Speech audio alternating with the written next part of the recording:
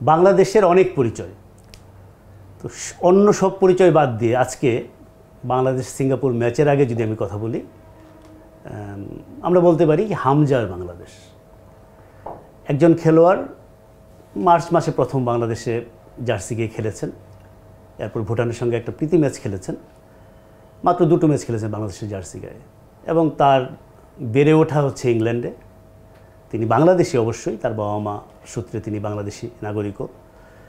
সেই 2টো ম্যাচ খেলার পরেই আমরা বলছি হামজার বাংলাদেশ, কারণ হামজা চৌধুরীর প্রভাবটা বাংলাদেশের ফুটবলে এতটাই। এবং বাংলাদেশের ফুটবলের একসময় একটা স্বর্ণালী অতীত ছিল যখন আমরা বলি, সেটা মূলত ক্লাব ফুটবল নির্ভর। বাংলাদেশের ন্যাশনাল টিম এমন কিছু কখনোই কিছু করেনি যে বিশাল কিছু করে ফেলেছে, বড় শক্তি ছিল। তো সেই ক্লাব ফুটবলের সেই স্বর্ণালী দিন কথা ভেবে আমরা দীর্ঘশ্বাস ফেলি।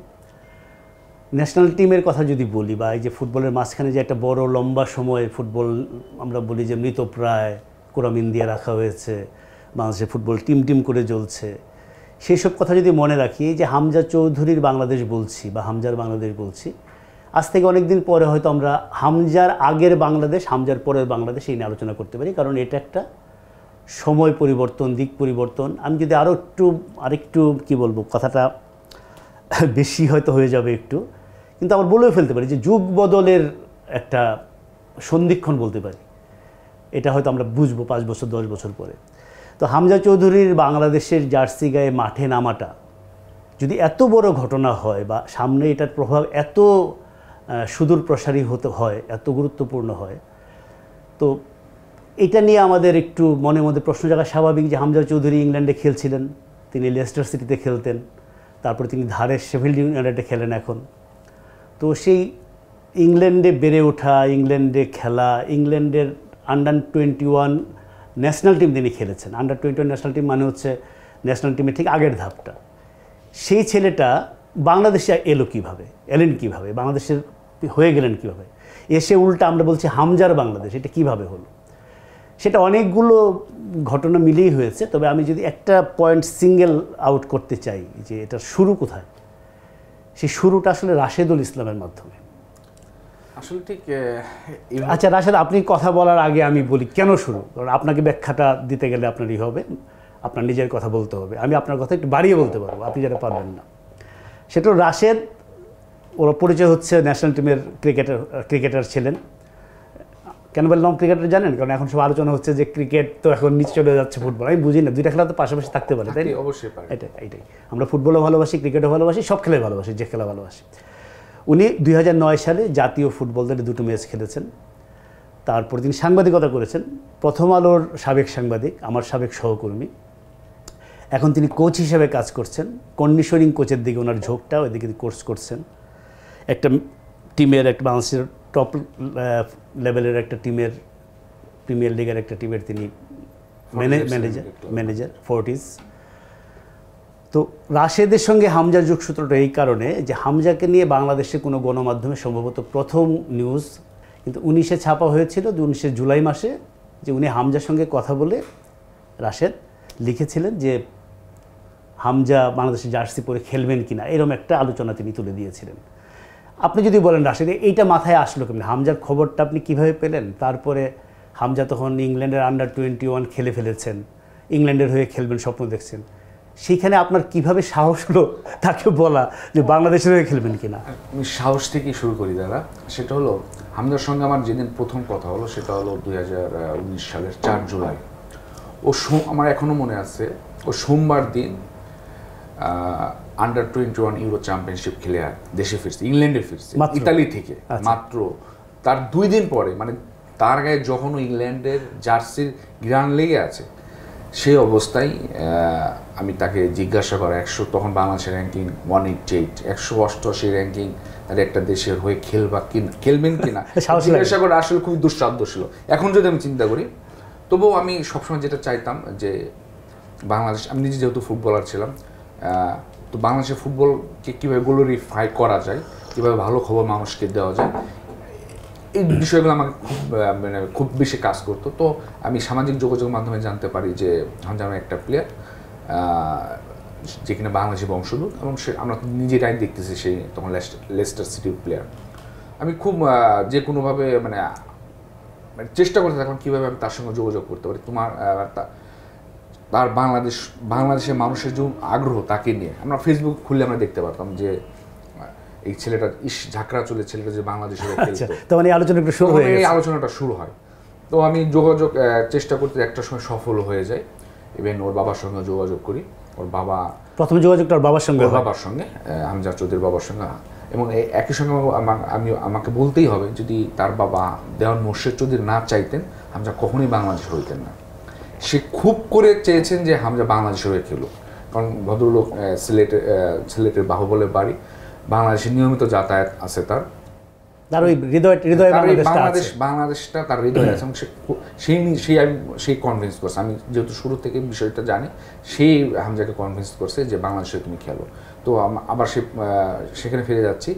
তো আমি যখন হামজাকে সাথে কথা বললাম, প্রায় গুগলের তথ্য মতে 8,000 কিলোমিটার দূরত্ব, কিন্তু সে আমাকে দেশি ভাই সম্বোধন করছে। আমি ইংরেজিতে প্রশ্ন করছি, সে আমাকে বলছে দেশি ভাই, আপনি আমার দেশি ভাই, সিলেটি ভাষায়। আমার কাছে অবাক লাগছে, সে তো বাংলা জানে, তখন আমি জানি না সে বাংলা জানে। তার বড় মেয়ে আনাইনা কোলে আমার সঙ্গে সে ভিডিও কলে কথা বলতেছে, দেশি ভাই, আপনি আমার দেশি ভাই। আমি যখন জিজ্ঞেস করলাম, অনেক প্রশ্ন পরে যে খুব সাহস নিয়ে জিজ্ঞাসা করলাম যে বাংলাদেশের আপনি কখনো খেলবেন কিনা, সে আমাকে প্রথমেই বলছে যে বাংলাদেশের জার্সিতে খেলতে পারলে ভালো লাগতো, সিলেটি ভাষায়। মানে কত স্বতঃস্ফূর্ত এবং বাংলাদেশের প্রতি তার যে সম্মান, এটা আমাকে দারুণ অনুপ্রাণিত করছে পরবর্তীতে কথা বলার জন্য। তো 2020 সালে গিয়ে যখন আমি আবার তার সঙ্গে কথা বললাম, সে আমাকে একটা টাইম লাইন বেঁধে দিলেন যে আপনাকে আমি আরও 2 বছর দেখবো, ইংল্যান্ডের জার্সিতে খেলার সুযোগ দেখবো, 2 বছর পর নিলাম ডিসিশন। খুবই স্বাভাবিক যে প্লেয়ারটা লেস্টার সিটিতে খেলতেছেন, একই সঙ্গে খেলে এসেছেন, এবং সে বেস্ট ইলেভেনের প্লেয়ার ছিল। ফ্রান্সের সঙ্গে রেড কার্ড পায় আনফর্চুনেটলি, সে আন্ডার-20 ন্যাশনাল লেভেল বেস্ট ইলেভেনের প্লেয়ার। খুবই স্বাভাবিক যে এই লেভেলে একটা প্লেয়ার ইংল্যান্ড হয়ে খেলছে, এটা খুবই স্বাভাবিক। তো সেই ছেলেটাই যখন 5 বছরের ব্যবধানে দেখি বাংলাদেশের জার্সি হয়ে খেলতেছে, বাংলাদেশের জাতীয় সঙ্গীতের সাথে গলা মেলাচ্ছে, বাংলাদেশের হয়ে সে লড়াই করতেছে, এটা একটা দারুণ একটা অনুভূতি আমি বলবো। আচ্ছা, তারপরে আপনার 19-এ তো প্রথম আপনি নিউজটা করলেন প্রথম আলোতে, 20-এ ওই নিউজটা আমি আপনার সাথে বসার আগে আবার পড়ছিলাম, ওইখানে যে কথাটা আছে যে 2 বছর মধ্যে যদি ইংল্যান্ডে তিনি সুযোগ না পান তাহলে বাংলাদেশ জার্সি পরার কথা তিনি ভাববেন, যেটা আপনি লেগে থাকলেন। এরপরে তো এই মাঝের 5 বছরে যেটা হয়েছে 2022 সালে ওর বাবার সঙ্গে যোগাযোগ ছিল।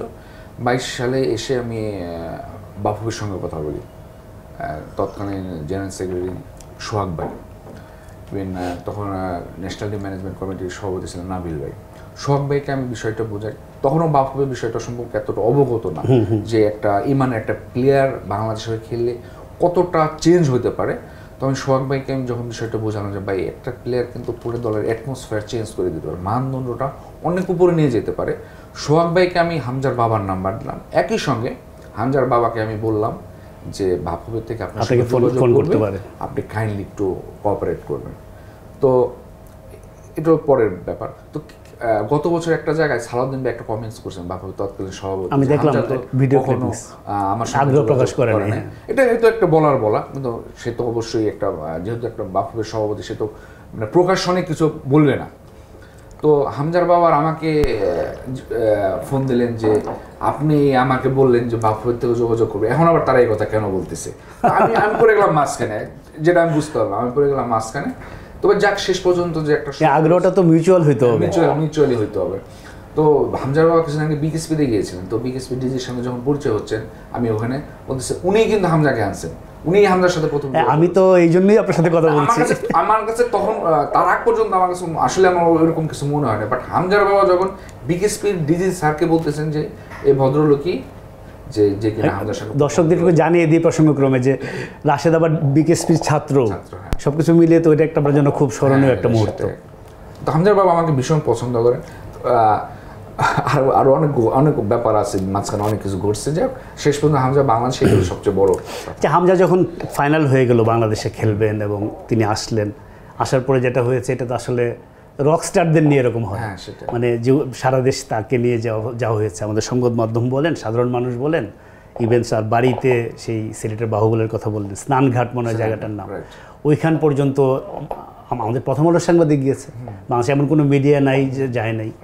তারপরে হামজার যখন অভিষেকটা হলো সেই মুহূর্তে আপনার মানে সাবেক খেলোয়াড় তো বটেই, সাবেক সাংবাদিক তো বটেই, প্লাস এই পুরো ঘটনাতে আপনার যে একটু আমি এক ফোঁটা দিলেম শিশির বলতে গিয়ে মনে হলো শিশির না, আপনি তো আরও অনেক বেশি কিছু দিয়েছেন, সেই মুহূর্তে আপনার কেমন লাগছিল? আসলে বাংলাদেশ যে কোনো যখনই ফুটবল ম্যাচ খেলে, সেটা অনূর্ধ্ব 17 লেভেলই হোক, বাংলাদেশ ফুটবল খেলে আমার ভিতরে একটা অন্যরকম উত্তেজনা কাজ করে। এটা আমি প্লেয়ার লাইফে যেটা বহুত ফিল করছি, সাংবাদিকতাও বহুত ফিল করছি। আমি বলবো এক প্রকার আমি বায়াসটি সাংবাদিক। স্বাভাবিক, এটা আপনার আমি যখন প্যাশনের জায়গা। যখন বাংলাদেশ খেলছে আমি তখন প্রেস বক্সেও আমি বাংলাদেশের জাতীয় পতাকা বসতাম। এটা একটা হয়তো উচিত না, বাট আমি এটা করছি, যেটা সত্য কথা। আমার ইন্ডিয়াতে আমার ম্যাচটা দেখতে যাওয়ার কথা ছিল আমার, কিন্তু তখন আমার পাসপোর্টটা ছিল কোনো কারণে হয়নি, যার জন্য আমার দেখতে যাওয়া হয়নি। বাট আমি টিভির পর্দা সবসময় যে একদম শুরুর থেকেই যে একটা উত্তেজনা, আমার ক্লাবের আমার বসে সবাই একসাথে খেলা দেখছি, হামজা জাতীয় সঙ্গীত গাচ্ছে, তখন অবশ্যই একটা ফিল তো অবশ্যই হয়েছে যে এই ছেলেটার সঙ্গে হয়তো আমার কিছু না কিছু একটু কানেকশন আছে, যার জন্য আজকে বাংলাদেশ দলে খেলতেছে এবং যার জন্য আমরা সবাই গর্বিত। এটা অন্যরকম একটা অনুভূতি। হামজা বাংলাদেশে এসে কি আপনার সঙ্গে যোগাযোগ করেছেন? হামজা বাবা সবসময় আমাকে ফুটবল যে তুমি কেন আসো না, তুমি কেন আসো না, আমি সবাই আসছে, তুমি কেন আসো না ওর সাথে দেখা করতে? আমি বলছি না, সবাই আমি আমি তো আছি, ঠিক আছে। পরশুর দিন আমার সঙ্গে কথা হয়েছে, আমার বিকেএসপিতে যাওয়ার কথা ছিল আমার ফ্যামিলির, যেহেতু ওখানে থাকে। বাট উনি কালকে হামজার বোন এবং হামজা মা চলে যাচ্ছে, উনি হয়তো থাকবে, তখন হয়তো উনি একা যেতে পারবেন। বুঝতে পেরেছি। আচ্ছা রাশেদ, আপনি একটা কি বলবো, ওই সময়ের প্রেক্ষিতে যদি আমি 2019 বলি, এই যে আন্ডার 21 ইংল্যান্ডে খেলার স্বপ্ন, এসব মিলে এটা একটা প্রায় অসম্ভব একটা ব্যাপার ছিল। তারপরেও আপনি এই জিনিসটা আপনার মনে হয়েছে যে এটা তো ইনফ্যাক্ট আমার মনে আছে, তখন আমি তো মানে এই আপনি যে নিউজটা করেছেন তখন এরকম নিউজ তো আসলে টুকটাক এরে নেওয়া হয়, তো আপনি তখন যা ভেবে, এটা হয়তো কোনো কিছু ভেবেও করেন নাই যে যেহেতু এত বড় একটা প্লেয়ার, দেখি বাংলাদেশে খেলে কি খেলে না। কিন্তু হামজা আসার পরে এই কয়েকদিনে বলতে ম্যাচ হয়েছে মাত্র 2টা, একটা ফ্রেন্ডলি যদি আমরা যোগ করি, আর মার্চ থেকে মে, সময়ও বেশি না। হামজা যে ইম্প্যাক্টটা ফেলেছেন আমাদের ন্যাশনাল টিমে, ফুটবল নিয়ে আগ্রহে, এই এতটা কি আপনি আশা করেছিলেন? না, এটা প্রত্যাশিত ছিল, এটা পুরোপুরি প্রত্যাশিত ছিল। কারণ ইংলিশ পৃথিবীর অন্যতম সেরা একটা লিগের প্লেয়ার যখন বাংলাদেশে আসবে, যেহেতু আমরা ফুটবল প্রেমী একটা দেশ, আমাদের র্যাঙ্কিং দিয়ে আমাদের আসলে ফুটবল প্রেমটা বিচার করাটা, রাইট, ওয়ার্ল্ড কাপ ফুটবলের সঙ্গে বোঝা যায় আসলে এটা আমরা কতটা ফুটবল প্রেমী। আমি যখন হামজা বাংলাদেশের খেলার অনুমতি মানে পেল, তখন আমি বলছি যে হামজা বিশাল একটা জনস্রোত নিয়ে আসতেছে বাংলাদেশে, সেটার মাঠে এবং মাঠের বাইরে। এখন স্পন্সরের বিষয়গুলো বাংলাদেশের ফুটবলের সঙ্গে কতগুলো পৃষ্ঠপোষক প্রতিষ্ঠানের নাম জড়িয়ে পড়েছে। হামজা ইভেন্ট নিজে ব্যক্তিগতভাবে কতগুলো স্পন্সর পাচ্ছে। একই সঙ্গে বাংলাদেশ ফুটবল টিমের মানদণ্ডটা কত উঁচুতে চলে গেছে। একজন প্লেয়ার যখনই বাংলাদেশের ড্রেসিং রুমে প্রবেশ করছে, বাংলাদেশ টিমের মানদণ্ডটা অনেক উপরে চলে গেছে। এখন স্বাভাবিকভাবে যখন আমার সত্যিতে একটা প্লেয়ার যার মানদণ্ড এখানে, আমাকেও ইমপ্রুভ করতে হবে, তো পুরো বিষয়টা একটা পরিবর্তন আসছে। আপনি খেলা তো অবশ্যই সেটা আমরা দেখতেছি। আমি এটা বলতে চাচ্ছিলাম যে মাঠের খেলার বাইরেও যে কিভাবে সে ম্যাচের জন্য প্রিপেয়ার হচ্ছে, ম্যাচের আগের দিন সে কি করছে, মানে এটা এক একটা প্লেয়ারের এক একটা ধরন থাকে, তার বেশি তো কিছু ব্যাপার থাকে। তো সেগুলো দেখে যার সঙ্গে ইয়াঙ্গার প্লেয়ার, যার সঙ্গে হয়তো জিনিসটা মিলে, সে হয়তো ওই জিনিসটা পিক করতে পারবে, বা তার হয়তো কিছু জানার ব্যাপার আছে। এই প্রভাবটার কথাই নিশ্চয়ই আপনি বলছেন। সেটাই, আপনি হামজা একটা ম্যাচের আগে কীভাবে নিজেকে মানে প্রিপেয়ার করে, ড্রেসিং রুমে ওয়ার্ম আপের নামার আগে অনেক ধরনের অ্যাক্টিভেশন থাকে, অনেকে প্লেয়ার ব্যক্তিগতভাবে অ্যাক্টিভেশন করে, সে কি খায় সাধারণত, কি মানে কতটুকু খাচ্ছে, ওয়ার্ম আপের আগে সে নিজেকে কীভাবে প্রিপেয়ার করে, এটা একটা ম্যাচের বিষয়। আর মাঠের বাইরের বিষয়গুলো তো আমরা অলরেডি দেখতেছি যে আপনার পৃষ্ঠপোষকদের একটা বিশাল লাইভ অলরেডি। আচ্ছা, আপনার যদি এই যে ট্রেন্ডটা শুরু হলো বাংলাদেশের, এটা তো হামজাকে দিয়ে শুরু হয় নাই। জামাল ভুঁইয়া ধরেন আজ থেকে 12-13 বছর আগে বাংলাদেশ টিমে এসছেন, তার জন্য এটা বড় ব্যাপার ছিল ডেনমার্কের মতো দেশ থেকে এখানে এসে অ্যাডাপ্ট করা। এরপরে তারিক কাজী এসছেন। এখন যেটা হলো হামজাকে ঘিরে, হামজার পরে আমরা আরও 2জনকে দেখলাম, মানে ফাহমিদুল অলরেডি ম্যাচ খেলে ফেলেছেন, সমিত সোম এসছেন, আরও অনেকের নাম আমরা এখন শুনতেছি। আরেকটা ছেলে কাজেম শাহ আরেকটা পরিচয় আছে, বাংলাদেশের সাবেক ক্রিকেটার, ন্যাশনাল টিমে খেলেন না কিন্তু কাছাকাছি ছিলেন, সৈয়দ হালিম শাহ, হাবিবুল বাসারদের ব্যাচ, ওর ছিল তো খেলছে, মানে 6 জন বাংলাদেশি মানে প্রবাসী, তারা আমরা বলতে পারি যে বাংলাদেশি বংশোদ্ভূত প্রবাসী অলরেডি ন্যাশনাল টিমে আছে। তো এইটা অনেক দেশেই, ওয়ার্ল্ড ফুটবলে অনেক দেশেই এই লাইনে এগিয়েছে।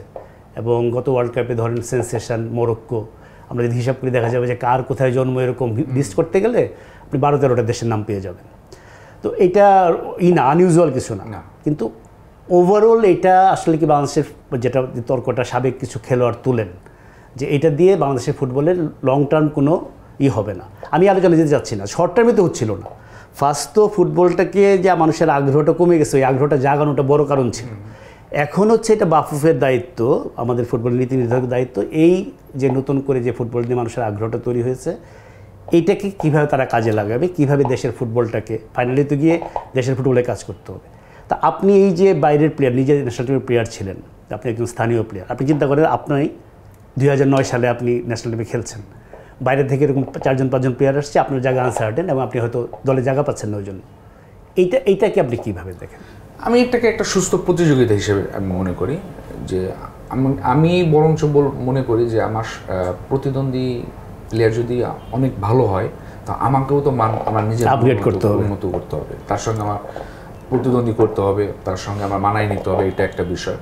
তবে আমি আপনার শুরুতে যেটা বলতেছিলেন যে এটা আসলে লং টার্ম কতটা সাস্টেনেবল, যদি শুধু এইভাবে প্রবাসী প্লেয়ার দিয়েই আপনার শক্তিশালী দল গঠন করতে পারতাম, তাহলে আমি বলবো ফ্রান্স বা মরক্কোর কথা বলতেছিলেন, তারা শুধু ভূমধ্য সাগর থেকে সব আফ্রিকান প্লেয়ার নিয়ে এসে আর নিজের আর কোনো কাজ করতো না, আপনার ওই দেশের শুধু একটা লিগ চালাইতো না। আপনি দেখেন ফ্রান্সের আজকে কতগুলো ফুটবল একাডেমি আছে, ফরাসি ফ্রান্স ফুটবল সংস্থা কতগুলো ফুটবল একাডেমি পরিচালনা করতেছে, আপনার প্লেয়ার তো বেশিরভাগই বাইরের। হ্যাঁ, তাদের লিগের স্ট্যান্ডার্ডটা কোথায়? তো আমার একই সঙ্গে প্রবাসী যারা আছে তারা আমাদের শক্তি বাড়াবে, কিন্তু নিজের শক্তিটা তাকে থাকতে হবে, নিজের শক্তি থাকলে তারা শক্তি বাড়াতে পারবে। সুতরাং আমি মনে করি এখন আমাদের লিগের স্ট্যান্ডার্ড বাড়াতে হবে, আমাদের একাডেমি প্রতিষ্ঠা করতে হবে। একই সঙ্গে আমাদের যে জেলা পর্যায়ে কোনো লিগই হচ্ছে না। আমি আজকে ফরিদপুর থেকে আসলাম সকালবেলা, ফরিদপুরের লাস্ট লিগ হচ্ছে 2022 সালে।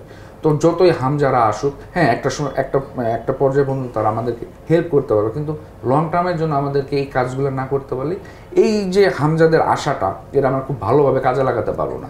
আপনি যদি 23 জনের স্কোয়াড ধরেন, প্রবাসী আমার 5-6 জন আছে, বাকি 5-6 জন তো আমার লিগের প্লেয়াররাই খেলতেছে, তাদের ডেভেলপ করতে হবে। সুতরাং আমাদের নিজেদের কাজটাও নিজেদের করে যেতে হবে, দীর্ঘস্থায়ী হবে না এটা। হ্যাঁ, আপনার সঙ্গে আমি পুরোপুরি একমত। এর সবচেয়ে বড় কথা হচ্ছে যে ফাইনালি তো দেশের যে মানে ফুটবলের যে মূল যে জায়গাটা, ওই জায়গাটাতে তো আমরা জানি, সবচেয়ে বড় কথা এটা বাংলাদেশের সব খেলার ক্ষেত্রেই কিন্তু আমরা যখন আলোচনা করি তখন আমরা জানি যে এই প্রবলেম এগুলো করতে হবে, কিন্তু করতে হবে পর্যন্ত আর করা হয় না। এটা একটা খুব খুব দুঃখজনক ব্যাপার। তো এই 6 জন সম্পর্কে যদি আপনাকে একটু বলতে বলি, বিশেষ করে ফাহমিদুলকে দেখতে যাওয়ার অভিজ্ঞতা, হঠাৎ করে কেন মনে হলো যে ওর খেলা দেখতে আমি হাঙ্গেরি থেকে ইতালিতে উড়ে যাই? অনেক আমার ক্লাবের একটা প্লেয়ার ছিল নোভা, ও ন্যাশনাল টিমে ছিল। আমি প্রথমে ওর কাছে জিজ্ঞাসা করছিলাম যে আসলে ফাহমিদুল কেমন প্লেয়ার। ও বলছে ভাই ভালো, মানে ফোর্টিজে প্লেয়ার, ন্যাশনাল টিমে ছিল। বাট আমাদের কিন্তু সবার ফাহমিদুলকে দেখার সুযোগ হয় নাই। সৌদি আরবে ক্যাম্পে জয়েন করছে এবং সেখান থেকে সে চলে যায়। ন্যাশনাল প্লেয়াররা ছাড়া কেউ ফাহমিদুলকে চিনে না, জানে না। বাট আমার মনে একটা মানে আগ্রহ তো রয়েছে, আমি ছেলেটার খেলা দেখবো। সেই আগ্রহ থেকে আমি হাঙ্গেরি থেকে ইতালিতে যাই এবং সেটা ওর ক্লাবের সঙ্গে যোগাযোগ করে, ওর ক্লাব আমাকে খুব ভালোভাবে তারা অ্যাকসেপ্ট করে যে না আপনি আসেন, খেলা দেখতে চাচ্ছেন না আপনি আসেন। তো একটা ইতালিয়ান 4th টায়ার লিগের ম্যাচ কতটা ভালো হবে, বা ওই লিগের একটা দলের প্লেয়ার কতটুকু ভালো হবে, আমার কাছে প্রশ্নটাও উত্তর খুঁজতে আপনি গিয়েছেন।